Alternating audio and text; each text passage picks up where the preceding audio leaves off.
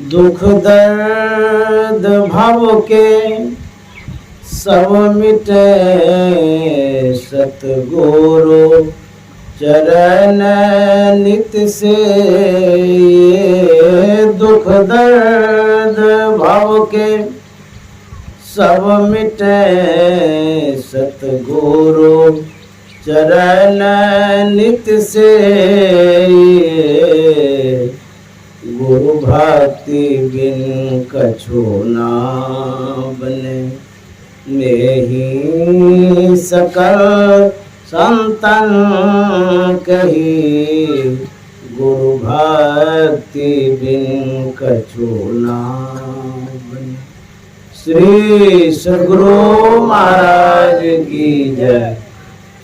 प्रातः स्मरणीय अनंत श्री विभूषित परमाराध्य सद्गुरु महाराज गुरुदेव महर्षि संत सेवी परमहंस जी महाराज, मंच पर उपस्थित पूज्य महात्मा गण, इस पवित्र पंडाल में उपस्थित सत्संग प्रेमी महानुभाव, माता एवं बहनों, हम लोग कल से ही सत्संग कर रहे हैं और हमारे जो आदरणीय मेघुदास जी हैं, उनकी स्मृति में उन्होंने जो पुण्य कर्म किया है उसके प्रति कृतज्ञता व्यक्त कर रहे हैं हम लोग, और उनके जीवन को हम लोग याद कर रहे हैं। तो मैं गुरु महाराज के वाणियों के द्वारा आपकी सेवा करना चाहूँगा। गुरु महाराज ने कहा है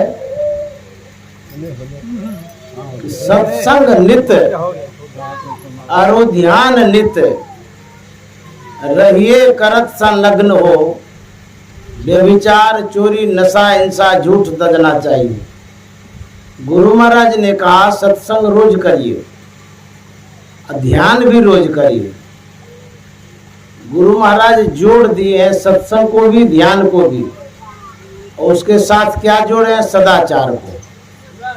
झूठ चोरी नशा हिंसा व्यभिचार, इनको छोड़ना चाहिए, सदाचार का पालन करना चाहिए। यह जो जोड़ा गया है इसलिए कि जब तक हम लोग पवित्र नहीं होंगे तो जो पवित्रतम परमात्मा है उसको प्राप्त नहीं कर सकते। इसलिए सदाचार आवश्यक है। गुरु महाराज के प्रवचनों में आप बार बार सुने होंगे। सत्संग जरूरी है, ध्यान भी जरूरी है और सदाचार भी जरूरी है। उसके बाद गुरु महाराज ने यह भी कहा है जीवन बिताओ स्वावलंबी, भरम भारे पूरी कर, संतों की आज्ञा है ये में ही मात दर्शन छोड़ी कर। स्वावलंबी जीवन की भी सीख दिए गुरु महाराज कि जो पवित्र कमाई आप करते हैं, पवित्र कमाई से यदि परिवार का पालन पोषण करते हैं, आपका मन वचन सब पवित्र होगा। अनैतिक ढंग से धन संग्रह करने से विचारों में बेमनस्यता आ जाती है, विचार खराब हो जाएगा, तो फिर आप अधोगति को प्राप्त करेंगे। यह भी गुरु महाराज ने जोर दिया है, स्वावलंबी जीवन बिताओ, अपने कमाए हुए धन से जीविका चलाओ, परिवार को चलाओ, अपने भी खाओ। यह गुरु महाराज का नियम है। गुरु महाराज ने जो संत मत का प्रचार प्रसार किया वह अलौकिक ढंग से किया, अद्भुत ढंग से किया। गुरु महाराज प्रारंभिक अवस्था में जो प्रचार प्रसार करते थे बहुत कम सत्संगियों के साथ करते थे। प्रायः गुरु महाराज को समाज के बीच में जाना होता था और समाज में कुछ ऐसे भी व्यक्ति होते थे जो संत मत की बातों को समझ नहीं पाते थे, तो विरोध भी करते थे। उसका भी सामना गुरु महाराज ने किया। एक बार गुरु महाराज सभी सत्संगियों को साथ में लेकर के स्तुति विनती जो कर रहे थे, उसमें गुरु महाराज बोले, भजो ओम ओम प्रभु नाम यही, भजो ओम ओम में ही नाम यही। तो ओम का जो उच्चारण कर रहे थे, एक विशेष वर्ग के व्यक्ति आए, उन्होंने रोक दिया। गुरु महाराज से कहते हैं कि आप सबको ओम क्यों कहलवाते हैं? गुरु महाराज ने कहा, क्यों सब ओम क्यों नहीं कहेंगे? उस व्यक्ति ने कहा, वेदों में पुराणों में जो लिखा हुआ है, स्त्री और शूद्र ओम का उच्चारण नहीं कर सकते। आप सबको कहते हैं भजो ओम ओम प्रभु नाम यही, भजो ओम ओम यही नाम यही। सब तो अधिकारी नहीं है। अब गुरु महाराज ने क्या जवाब दिया? गुरु महाराज ने कहा, आप सही कहते हैं कि सब अधिकारी नहीं है। जो गूंगा है वो अधिकारी नहीं है, लेकिन जिनके मुंह में आवाज है वो सब ओम कह सकता है, वो अधिकारी है। अब देखिए, ओम हम नहीं कह सकते थे, शूद्र स्त्रियां ओम उच्चारण नहीं कर सकती थी, बाधित था, रुकावट था। तो गुरु महाराज ने अधिकार दिलाया कि सब कोई ओम कहिए। ओम कोई व्यक्ति विशेष का नहीं है। तो हम लोग परमाराध्य सदगुरु महाराज जैसे गुरु को पाकर के धन्य धन्य हो गए, क्योंकि गुरु महाराज जब प्रचार प्रसार करते थे तो जाति पाति की भी बात आती थी, छुआछूत की बात आती थी, एक दूसरे से हम लोग घृणा भी करते थे। ये छोटे जाति के हैं तो ये फलाने ढिकाने जाति के हैं। गुरु महाराज ने इस दीवार को तोड़ दिया। सभी जातियों को संत मत से जोड़ दिया। जैसे सागर में सभी नदी नाला का जल समाहित हो जाता है, सागर रोक दे तो उसको सागर हम नहीं कह सकते। सबको समान रूप से अपने में स्थान जो देता है उसको सागर कहते हैं। उसी तरह से संत सदगुरु परमाराध्य सदगुरु महाराज ने सभी जातियों, सभी वर्गों, सभी लोगों को अपने अंदर में समाहित कर लिए, सबका स्थान दे दिए। इसीलिए ये सच्चे संत थे गुरु महाराज। एक बूढ़ी गांव देहात से गई कुप्पा घाट, परमाराध्य सदगुरु महाराज के चरणों में प्रणाम करती है और उसके आंचल में 4 आना था, वह गुरु महाराज के चरणों में चढ़ाती है। चढ़ा दिया, यहाँ तक तो ठीक है किया, लेकिन वो बूढ़ी गुरु महाराज से कहती है कि बाबा इसका भंडारा कर दीजिएगा। सब लोग हंसने लगे कि कैसी भोली है ये बूढ़ी, एक तो 4 आना चढ़ाई और उसमें कहती है भंडारा कर दीजिएगा। तो 4 आना का कौन भंडारा होगा? परमाराध्य सदगुरु महाराज चुप थे। जब सब शांत हो गया, अपने रसोइये से गुरु महाराज ने कहा था, ये 4 आना ये बूढ़ी चढ़ाई है, इसको अलग में रख दीजिए, क्योंकि यदि मिल जाएगा तो पता ही नहीं चलेगा इसका 4 आना किधर गया, कौन है नहीं है। अलग रखवा दिए और बोले सुनो, जिस दिन कुप्पा घाट में सबसे बड़ा भंडारा होगा, उस दिन इस 4 आने का नमक खरीद करके उस भंडारे में लगा देना, इसका बड़ा भंडारा हो जाएगा। अच्छा, दाल में नमक तो देना ही होता है, सब्जी में भी।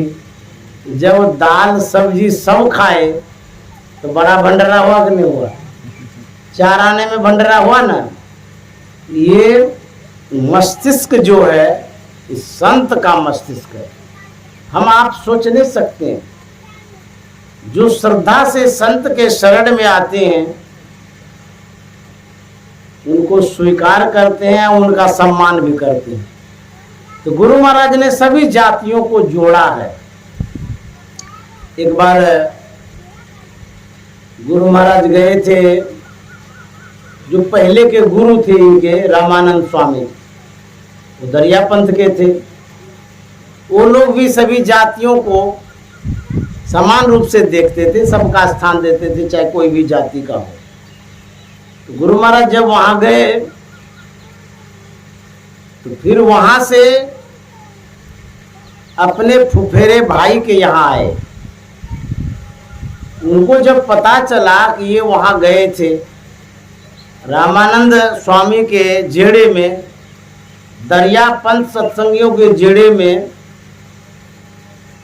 तो इनके फुफेरे भाई ने कहा कि तू तो उस जेड़े से आया है जहाँ सब जाति के लोग एक साथ रहते हैं, खाते पीते हैं, जाति पाति का वहाँ कोई ठिकाना नहीं है, इसीलिए तुमको चौके में घुसने नहीं देंगे, खाने नहीं देंगे। ये गुरु महाराज की बात बतला रहे। गुरु महाराज को कहा कि तुमको चौके में घुसने नहीं देंगे, खाने भी नहीं देंगे यहाँ, क्योंकि सब जातियों के जेड़े में से तुम आया है, जिसका जाति पाति का ठिकाना नहीं है।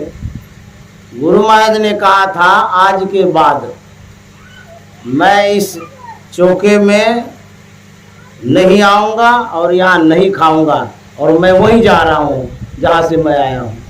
फिर वही रामानंद स्वामी के बीच में चले गए। कितनी कठिनाई होती थी। लोग जाति वर्ग विशेष में जो बटे हुए होते हैं, इसीलिए वैमनस्यता विशेष होती है। गुरु महाराज ने कहा, जितने मनुष्य स्तनधारी हैं प्रभु भक्ति कर सकते सभी, अंतर व बाहर भक्ति कर घटपट हटाना चाहिए। जो भी मनुष्य है सब भक्ति कर सकते हैं। संत के दरबार में जाति पाति को कोई बात नहीं होती है। जाति न पूछो साध की, पूछ लीजिए ज्ञान, मोल करो तलवार की, परारहन दो म्यान। जब तुलसी साहब हरिद्वार में गंगा जी के किनारे घूम रहे थे, भ्रमण कर रहे थे, एक पंडित और शूद्र से विवाद हो रहा था। पंडित जी बिगड़ रहे थे उस व्यक्ति पर, जिस व्यक्ति से पंडित जी का स्पर्श हो गया था, डांट रहे थे उसको। तो तुलसी साहब आए, उन्होंने कहा कि क्या बात है, आप लोग क्यों आपस में झगड़ रहे हैं? तो पंडित ने कहा कि देखिए, मैं गंगा स्नान करके आ रहा था, स्वच्छ वस्त्र धारण किया और ये शूद्र हमें स्पर्श कर गया, छू लिया। अब मेरे पास तो वस्त्र है नहीं, अब दूसरा वस्त्र कहाँ से लाऊं, ये तो छुआ चला गया, अब मैं कैसे पूजा पाठ करूंगा? तुलसी साहब के समय की बात है।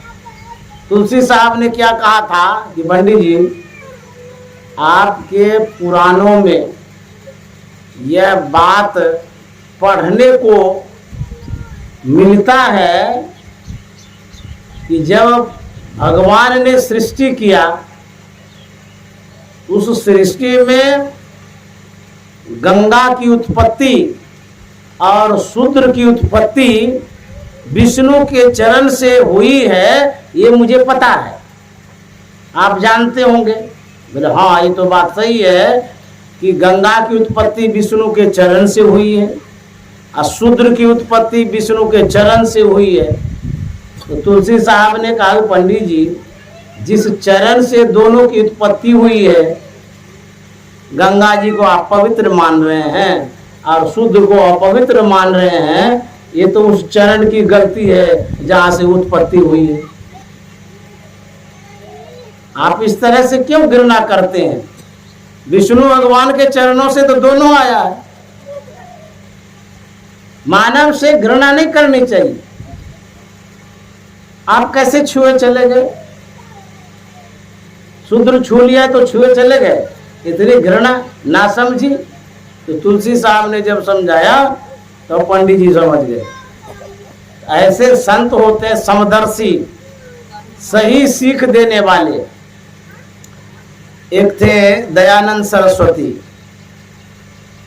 वो जाति के ब्राह्मण थे, आर्य समाज के प्रवर्तक हुए, जैसे गुरु महाराज संत मत के हुए हैं।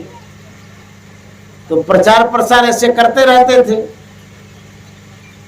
एक बार एक नाई ने, जिसको ठाकुर बोलते हैं, नाई ने दयानंद सरस्वती से निवेदन किया कि स्वामी जी, मैं आपको अपने घर पर भोजन कराना चाहता हूँ, आप मेरे यहाँ भोजन ग्रहण करेंगे? दयानंद सरस्वती ने कहा हाँ हाँ, क्यों नहीं करेंगे, मैं अवश्य भोजन करूंगा आपके यहाँ। तो जो संत होते हैं उनको भेदभाव की क्या बात। समय निर्धारित कर दिया गया। अपने शिष्यों के साथ दयानंद सरस्वती आ गए।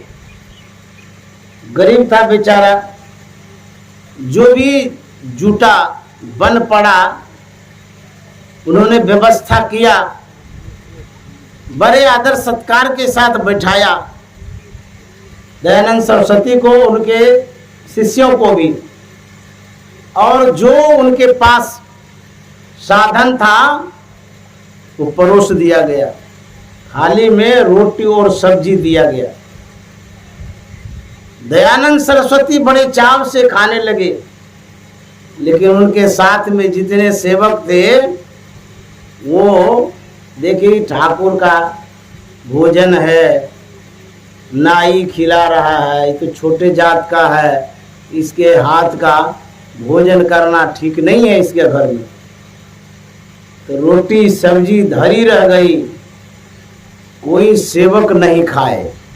दयानंद सरस्वती ने भरपेट खाया, खा पी करके सब चले। रास्ते में सेवकों ने कहा था कि स्वामी जी, आपने ये क्या कर दिया, नाई की रोटी खा करके? उसके यहाँ की रोटी नहीं खानी चाहिए थी, हम लोग कोई नहीं खाए। दयानंद सरस्वती ने कहा, मैंने तो नाई की रोटी नहीं खाई। स्वामी जी, अभी तो तुरंत खा करके आए हैं, हम लोग नहीं खाए, आप खाए हैं।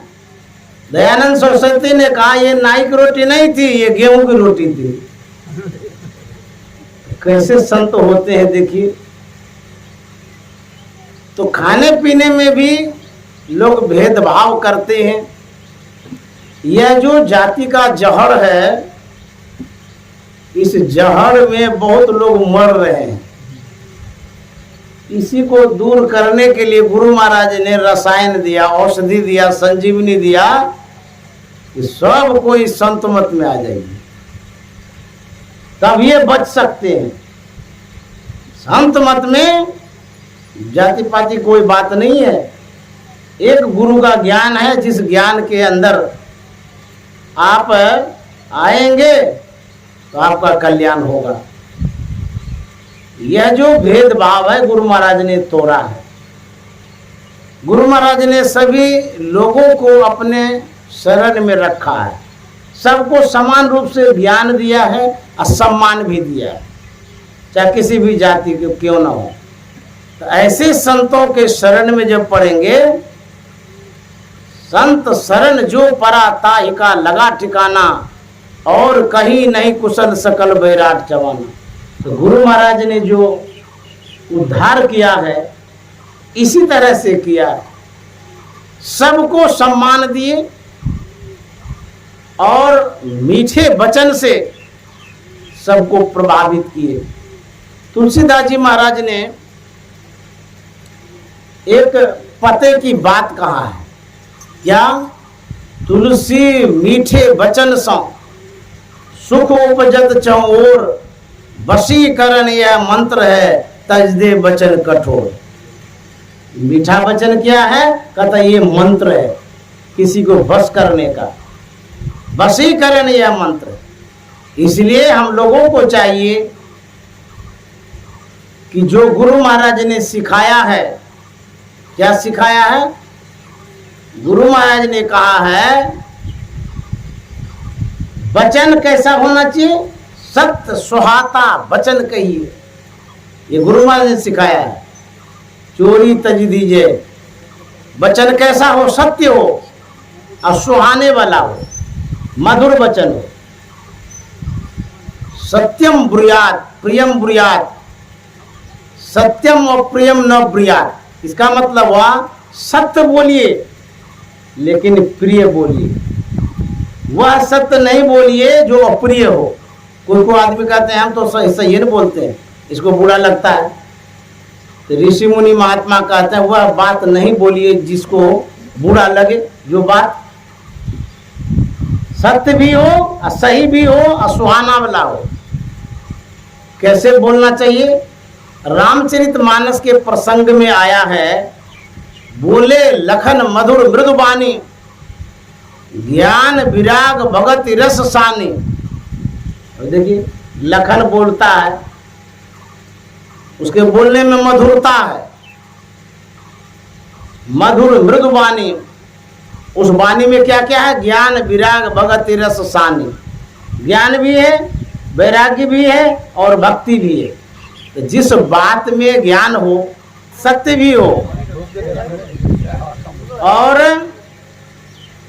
सुहाने वाली हो, उखड़ा बात मत बोला करें, और ज्ञान की भी बात हो, उसमें वैराग्य की भी बात हो, तब जाकर के बात सही होती है। तो गुरु महाराज ने यही सिखाया है, आपस में मेल से रहो, प्रेम से रहो। जब तक मेल से नहीं रहेंगे, प्रेम से नहीं रहेंगे, आप शांति नहीं प्राप्त कर सकते हैं।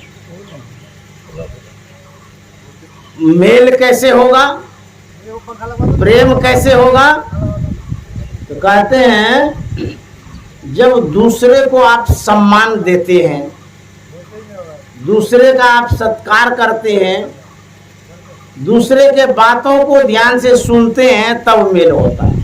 इन्हीं को खाली अपने बात सुनाते रहिए। तो गुरु महाराज कितने विनम्र थे, उनकी बातों को जब याद करेंगे तो पता चलेगा। 1933 ईस्वी की बात है, गुरु महाराज कुप्पा घाट गए थे। उस समय कुप्पा घाट का विकास नहीं हुआ था, कोई वहां पर कमरा वमरा बना हुआ नहीं था। गुफा के टीले पर गुरु महाराज रुके हुए थे, जहां अभी ऑफिस है उसी जगह। अपने रसोइये से बोले कि भोजन बनाओ, हम आते हैं ध्यान करके। गुरु महाराज चले गए गुफा में ध्यान करने के लिए। तब तक में राजेंद्र बाबू जो बाबा देवी साहब के शिष्य थे, उन्हीं से गुरु महाराज ने दृश्यों की क्रिया लिया था। उनके बड़े भाई आ जाते हैं वहाँ पर घूमने के लिए, क्योंकि उनका घर बगले में था। घूमने जब आए तो यहाँ देखते हैं कि भोजन यहाँ बन रहा है, साधु महात्मा है। तब तक में गुरु महाराज निकल गए गुफा से। गुरु महाराज पर भी नजर गई। तो राजेंद्र बाबू के बड़े भाई ने कहा कि आप यहाँ क्यों आए हैं, किसने आपको भेजा है, यहाँ से जाइए आप। तो गुरु महाराज इतने विनम्र थे, कोई जवाब नहीं दिए। उस समय भोजन जो बना रहे थे तो पानी गर्म हो रहा था, उबल रहा था, उसमें कुछ डाला नहीं गया था। तो गुरु महाराज ने कहा सब बर्तन बासन समेटो, यहाँ से चलो। तो रसोइये ने कहा कि तो पानी गर्म हो गया, बोले उसको चूल्हे में डाल दो। आज्ञा पा करके वो पानी डाल दिए। अब बर्तन बासन समेटने लगे। जानते हैं अब चलेंगे उसी समय राजेंद्र बाबू के बड़े भाई ने कहा, अरे आपको दुख हो गया मन में। तो गुरु महाराज ने कहा था, नहीं नहीं दुख की क्या बात है, आप तो दृष्टियोग बताने वाले राजेंद्र बाबू के बड़े भाई हैं, आपकी आज्ञा है यहाँ से जाने की तो मैं जा रहा हूँ। इतने प्रभावित हो गए, बोले कि नहीं नहीं आप यहीं रहिए जितना दिन रहना हो। ये गुरु महाराज ने सिखाया है कि जो सहता है उसकी बनती, इसलिए सहना चाहिए। घट का पट खोले घूंघट का पट खोले तो मिलेंगे।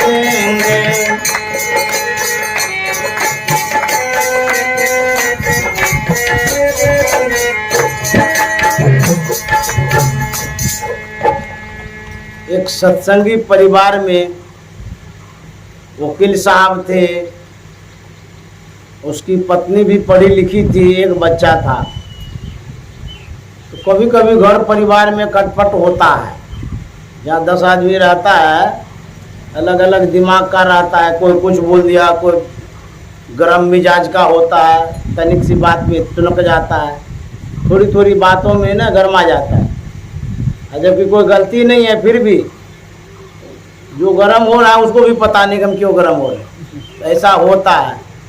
तो वकील साहब और उनकी धर्म पत्नी में खटपट हो गया किसी बात को लेकर के। तो खटपट जब हुआ तो खटपट में क्या था, खट मना छो होता, पट मना पर्दा, देखना सुनना, बोलना चलना, लेना देना, ये सब बंद हो जाता है। तो पत्नी के मन में होता है कि हम इनसे बोलेंगे ही नहीं, बहुत बिगड़ते रहते हैं, डांटते रहते हैं बिना मतलब का, और इनकी बात भी नहीं सुनेंगे, और इनको खिलाएंगे पिलाएंगे भी नहीं, अपना ही जाने हमसे झगड़ा करते रहते हैं, पता चलेगा इनको। फिर मन में होता है कि नहीं खिलाएंगे तो गड़बड़ हो जाएगा, तो ऐसा करते हैं, भोजन तो बना देंगे, परोस के रख देंगे, घंटी बजा देंगे, अपने आ जाएंगे खा लेंगे। तो ऐसे ही कर लिया। अब देखिए घर में कैसे कैसे होता है। तो फिर वकील साहब भी बोलना नहीं चाह रहे थे, उनकी पत्नी भी नहीं बोल रही थी, लेकिन इसी तरह से 1 दिन 2 दिन कई दिन हो गया। अब कितना दिन चलेगा।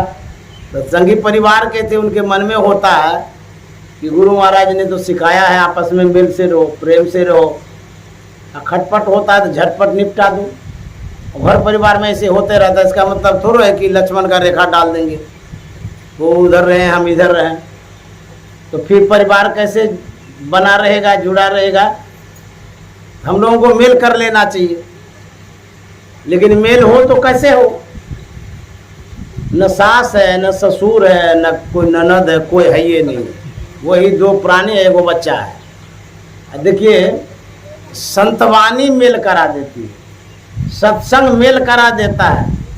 सत्संग में आते रहेंगे तो आपका जीवन का जो दुख है, दर्द है, पीड़ा है, कष्ट है, वो जरूर दूर होगा। गुरु महाराज सब तरह का इलाज करते हैं सत्संग से।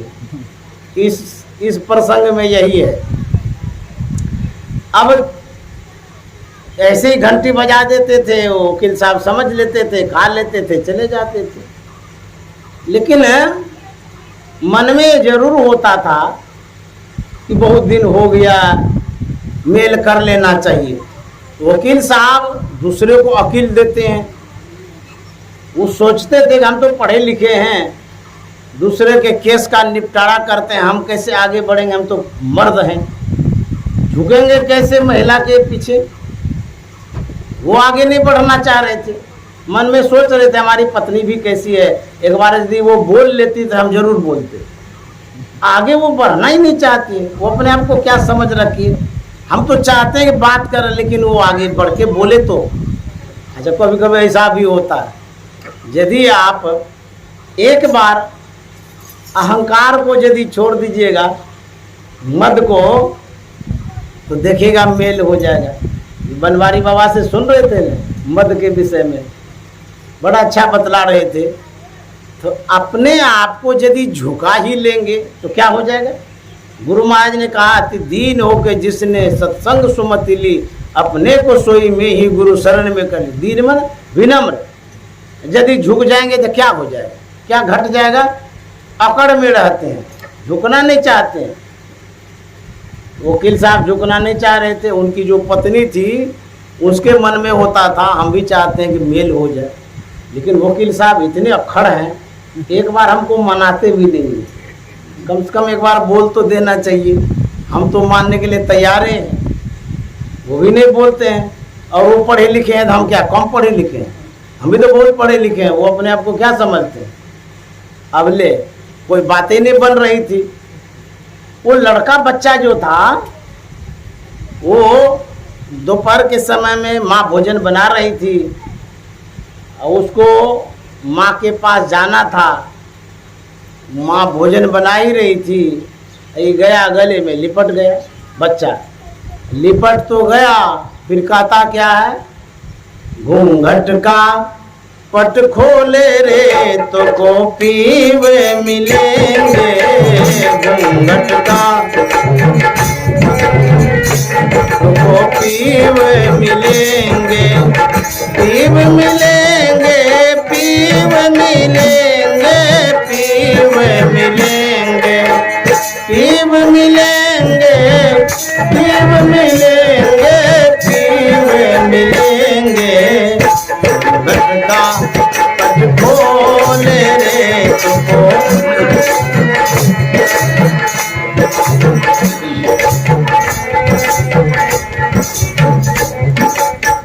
घट घट में वह साईं रमता, घट घट में वह साईं रमता। कटुक बचन मत बोल रे तो को पीवे मिलेंगे। कटुक बचन मत बोल रे तो को पीवे मिलेंगे। घटका पट बोल रे तो को पीवे। बच्चा माँ के गले को पकड़ करके झूल रहा था, गा रहा था, कटुक वचन मत बोल रहे। जब गुस्सा रहता है व्यक्ति को भीतर में तो किसी पर तो उतारना ही चाहता है। अब उनकी माँ के अंदर में जो गुस्सा था वकील साहब पर तो उतार नहीं रहे हैं। यदि वकील साहब के ऊपर उतारेंगे तो वकीलों साहब उतार देंगे, तो डर के मारे उससे तो कुछ बोलते ही नहीं है। अब बच्चा बेचारा जो गा रहा था, इतना गुस्सा था भीतर में, झिड़क दिया कस भक।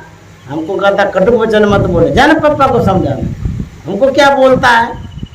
गुस्सा किस कारण से हुआ वो बच्चा नहीं जानता है, लेकिन माँ बाप बच्चे पर झाड़ता रहता है। देखो तो माँ ऐसी होती है, अपने में आपस में झगड़ा हुआ है, अब बच्चा को उठा के पटक देती है, मारेगा कस के। लोगों को भी पता नहीं कि गुस्सा कौन चीज़ का है। ये ठीक नहीं है। किसी भी बच्चे को मारने से बड़ा हरासमेंट होता है। इस पर मैं कभी कहूँगा यदि मौका लगेगा तो। बच्चे को जब प्रताड़ित करते हैं, मारते हैं, ठोकर देते हैं, उसकी स्मरण शक्ति घटती है, मस्तिष्क कमजोर हो जाता है, डरपोक हो जाता है वो बच्चा। शेर बना के यदि रखना चाहते हैं तो उसको सहारा दीजिए। मार पीट करके आप सीधा करना चाहते हैं, बुद्धि से करिए, विवेक से करिए। बच्चे को काहे पटकते हैं? समाज में ऐसा होता है, मारिए देता है कि कोई कोई बच्चा गुस्सा में। उसको जब कहा जाओ पापा के पास, पापा के पास गया, उसका गला पकड़ लिया, क्या कहता है, धन जौवन का गर्वन कीजय, धन जौवन का गर्वन कीजय। झूठा पंचरंग चोल रे तो को पीवे मिलेंगे। झूठा पंचरंग चोल रे तो को पीवे मिलेंगे। घटका पट खोल रे तो को पीवे मिलेंगे। वो बच्चा वकील साहब के गले को पकड़ के गा रहा था, धन जौवन का गर्वन कीजिए। अब एक तो गुस्सा में था और कहता कि धन जौवन का गर्व न कीजिए। इतना गुस्सा आया, फेंक दिया बच्चे, भाग यहाँ से। हमको कहता है गर्व न कीजिए, जन्म मम्मी को समझाना, वो अहंकारी है, उसको गर्व है, हमको गर्व नहीं है, भाग यहाँ से। तो उसको जो भगा दिया, बीच आंगन में वो बैठ गया और उस आंगन में बैठ करके गा रहा है। उसको ये पता नहीं है झगड़ा उगड़ा का, उसको दुख भी नहीं हो रहा, बच्चा है। वो क्या गाता है, सुन महल में दिए ना बारी ले, सुन महल में दिए ना बारी ले, आशा से मत डोले रे तो पीव मिलेंगे, आशा से मत डोले रे तो पीव मिलेंगे, भटका मत खोले रे तो पीव मिलेंगे, भटका मत खोले रे तो। जो बच्चा था बीच आंगन में गा रहा था, उनकी माँ की दया दृष्टि पड़ती है। उनकी माँ सोचती है बच्चा तो कुछ समझता ही नहीं है, हम लोग समझदार होकर के भी झगड़ा किए हुए, दोनों पढ़े लिखे हैं, अब बच्चा तो सही है कहता है, हम लोगों को आपस में मिल कर लेना चाहिए। और देखिए हम लोग विवाद में पड़े हुए हैं, अब कोई समझाने वाला भी नहीं है। तो दया की दृष्टि से बच्चे को वो देख रही थी। जानते बीच आंगन में जो बच्चा था, वकील साहब जहाँ दरवाजे में बैठे थे, उसकी भी नज़र उधर जाती है बच्चे पर।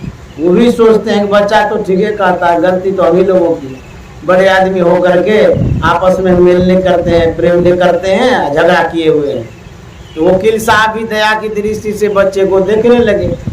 उधर से जब पत्नी देख रही थी, एक सेंटर पर केंद्र में बीच में बच्चा है, उधर से वो देख रही थी, इधर से ये देख रहे थे। अब जब देखेंगे तो आंखें तो मिलेगी। तो जैसे देखिए कभी कभी जब आंखें मिला लेते हैं तो बेमने सत्ता दूर हो जाती है, लेकिन मिलाना ही नहीं चाहते, इतना गुस्सा होता है कि झांक के चलते आंख को, विशेष रूप से ढक लेंगे या दीवार के पीछे चलेंगे, देखना नहीं चाहते। और यदि देख लीजिएगा तो सब दुख दूर हो जाएगा, लेकिन उस समय देखेंगे नहीं, गुस्सा में छिटक के भाग जाएंगे इधर से उधर। चाहे वो पत्नी हो या पति हो, दोनों को यदि मेल करना है, एक दूसरे को देख लीजिएगा कि मेल हो जाए। तो वो जो देख रही थी बच्चे को, इधर से वकील साहब देख रहे थे, दोनों की नज़र जब पड़ी तो दोनों मुस्कुरा गए। जब मुस्कुरा जाते हैं तो सब दुख दूर होता है, दोनों एक जगह गए, बच्चे को उठाए। तब क्या हुआ, जोग जुगत से रंग महल में, जोग जुगत से रंग महल में, ये पायो अनमोल रे तो पीव मिलेंगे, ये पायो अनमोल रे तो पीव मिलेंगे, भटका मत खोले रे तो पीव मिलेंगे। अभी तो गुरु महाराज की वाणी, संत वाणी सुना दिए, आप लोग सत्संगी हैं तो समझ भी गए, मेल हो ही जाएगा। लेकिन जो लव मैरिज करता है उसका क्या दुर्दशा है जानते हैं, कुछ दिन तक तो संबंध रहता है और उसके बाद लड़की को लथिया करके, धुतकार करके, फटकार करके भेज देता है, भगा देता है। तो कहाँ जाएगी वो, तो बाप माँ के बात को मानी नहीं, अपने मन से मनमाना कर दी। क्या कहेगी, हम भी तो पढ़े लिखे हैं, हमको वो तो ज्ञान हो गया, सब दिन बाप माँ का बात रखेंगे। पुराने ज़माने में अरेंज मैरिज होता था, लोग जाते थे देखने के लिए वर वधू को, परिवार देखते, ग्राउंड देखते थे, स्वभाव देखते थे, चरित्र देखते थे, तब देख करके निर्णय करते थे 5 लोग, हाँ इसके साथ शादी करना ठीक है। लेकिन आजकल फेसबुक याद उला, फेसबुक में बात हो गई, चैट हो गया और उसके बाद फ़ोन नंबर दे देता है और शादी कर लेता है। कई दिन का फेसबुक याद उला है, वो अमेरिका, ये इंग्लैंड, कहीं भेंटें नहीं होती है। इस तरह से हमारा जो समाज है, जो प्राचीन समाज है पहले ज़माने की, अब डिजिटल समाज बना रहे, तो दुख कितना हो रहा है, भटक रही है लड़कियां, लड़कों को भी दुख हो रहा है, दोनों में गलतियां होती हैं। इस तरह से समाज जो बनते जा रहा है, ये बनता नहीं, समाज बिगड़ते जा रहा है। एक दिन ऐसा आएगा कि लोग इसी तरह से अपनाएंगे जैसे पहले के लोग अपनाते। बहुत ऐसा समाचार में आप देखिए, किसी को जान से मार दिया, किसी को घर से निकाल दिया, कोई लड़की उधर भटक रही है, माँ बाप को भी एक बोझ हो जाता है। तो क्या करना चाहिए? सत्संग करना चाहिए। यदि आप सत्संग करेंगे जरूर कुछ न कुछ समझदारी आएगी, संस्कार होगा। तो सत्संगी परिवार में शादी विवाह किया करिए। मेरे पास बहुत मैसेज आते रहता है, यूट्यूब से जुड़ा हुआ हूँ कि बाबा हमारी बेटी की शादी नहीं हो रही है, सत्संगी परिवार में खोज रहे हैं। लोग जाति के कारण, बहुत लोग इस तरह से शादी नहीं करना चाहते कि इस जाति का है तो उस जाति का है। हम ये भी दिए हैं यूट्यूब में, देखिएगा, उसमें अंतर जातीय विवाह हम और सतप्रकाश बाबा दोनों बात किए इस पर। अंतर जातीय विवाह में ये दिए हैं कि जब भगवान कृष्ण यादव कुल के थे, उनके परिवार की शादी देखिए राजपूताने में होता है। जब वशिष्ठ मुनि को आप जानते हैं, उसकी माँ मत्स्यगंधा थी, वो निषाद की लड़की थी। बड़े बड़े राजा महाराजा सब क्या करते हैं?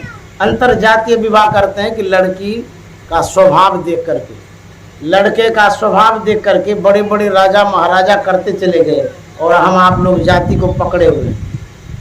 नेता को जब देखिएगा, आडवाणी के परिवार में शाहनवाज हुसैन का शादी हुआ है, वो ब्राह्मण कुल के है कि नहीं है। जवाहरलाल नेहरू परिवार को जब देखिएगा, वो भी मुसलमान में किए हैं। तो हम आप जो है खाली जाति को पकड़े हुए हैं। देखिए क्या करना है, लड़की को पढ़ा दीजिए, लड़के को पढ़ा दीजिए, किसी भी जाति का हो, यदि नौकरी है, अच्छा घर है, सुंदर स्वभाव है, तो उसके साथ शादी करिए। अच्छा समाज का चुनाव करिए, यानी कि जाति को पकड़े रहिए, अच्छे समाज का निर्माण करिए। वो लोग दूसरे जाति में शादी कर रहा है, और हम आप जो हैं वो अपने जाति को पकड़े हुए हैं। जाति ने योग्यता को पकड़ी, घर कैसा है, परिवार कैसा है, संस्कार कैसा है। सत्संगी परिवार में शादी करिए और अच्छे स्वभाव को जानबूझ करके करिए, तब जाकर के जीवन अच्छा रहेगा। नहीं तो हम लोग पीछे ही पड़े रहेंगे, पीछे रह जाएंगे। बड़ा बड़ा आदमी योग्यता देख देख करके आगे बढ़ते जा रहा है, हम लोग खाली जाति पकड़े रहेंगे तो नहीं होगा, योग्यता देखिए। मेरा यही निवेदन था, मैंने यूट्यूब में भी डाला इस बात पर, लगभग आधा घंटा पौने घंटा की चर्चा है, उसको सुन लीजिए। अंतर जातीय विवाह, सरकार भी तो इस बात को सपोर्ट करती है, किसी भी जाति में विवाह कर लीजिए। कबीर साहब क्या कहते हैं? कहे कबीर आनंद भयो है, कहे कबीर बाजत अनहद ढोल रे तो पीव मिलेंगे, बाजत अनहद ढोल रे तो पीव मिलेंगे, भटका पट खोल रे तो पीव मिलेंगे, भटका पट खोल रे तो महाराज की जय। मेघू बाबू को मैं नमन करता हूँ, अंतिम में श्रद्धांजलि अर्पित करता हूँ। यही मेघू बाबू है, हाँ देखिए यही है। तो ये बड़े सत्संगी थे, बहुत पुण्य का काम किए इन्होंने, प्रचार प्रसार का काम किए। और जो माता जी हैं सावित्री माता जी, उन्हें भी मैं नमन करता हूँ। उनके परिवार में सबके सब सत्संगी बने, या शुभकामना करते हैं, सब इस सत्संग से जुड़े, यह भी मैं प्रार्थना करता हूँ। जो हमारे बनवारी बाबा हैं और जो प्रचारक हैं, उनका भी बहुत योगदान है, जो इतने सत्संगी जो बने हुए हैं, इसी तरह से संत मत का प्रचार प्रसार करते रहें। और आप जो सत्संग प्रेमी हैं, चाहे सत्संगी आप नहीं भी हैं, तब भी सत्संग में आया करिए। जो बिगड़ा हुआ रहता है उसी का सुधार किया जाता है। बहुत जगह मैं जाता हूँ, कहते नहीं वो तो मांस मछली खाने वाला है, उसको क्या कहेंगे इसमें आने के लिए। वो तो ये खाता है, वो करता है। तो हम कहते हैं कि आप सुधारना किसको चाहते हैं? जो बिगड़ा है उसको सुधारना है, तो उसको आप आने ही नहीं दीजिएगा। जो मांस मछली खाता है, जो बिगड़ा हुआ है, तो फिर वो सुधरेगा कैसे? हॉस्पिटल में कहिएगा नहीं नहीं बीमार आदमी यहाँ मत आइए, स्वास्थ्य जिसका बढ़िया है उसको हॉस्पिटल में रखिए। बेवकूफ़ कहेगा, डॉक्टर का क्या काम, हॉस्पिटल का क्या काम है? तो मेरा कहना ये है कि यदि चोर है, बदमाश है, गुंडा है, कुछ भी खाता पीता है, तो कम से कम शरण तो दीजिए, सुनने तो दीजिए। इतना उसको मिला करके प्रेम से बुलाइए, उसको सुनवाइए। बहुत आदमी घृणा करता है, तो घृणा करिएगा तो सुधार नहीं होगा। क्या गुरु महाराज के पास सब सत्संगी आए थे? तो पहले तो कोई सत्संगी नहीं थे, सब खाने पीने वाले थे ना, तो धीरे धीरे सुधार हुआ। तो गांव समाज में ऐसा भी आदमी होता है जो आपके प्रतिकूल हो, तो उसको अनुकूल बनाना है। तो हमारे जो प्रवक्ता महोदय हैं, प्रचारक हैं, ये यही काम करते हैं। तो इस तरह से बहुत पुण्य का काम कर रहे हैं। श्री सद्गुरु महाराज की जय।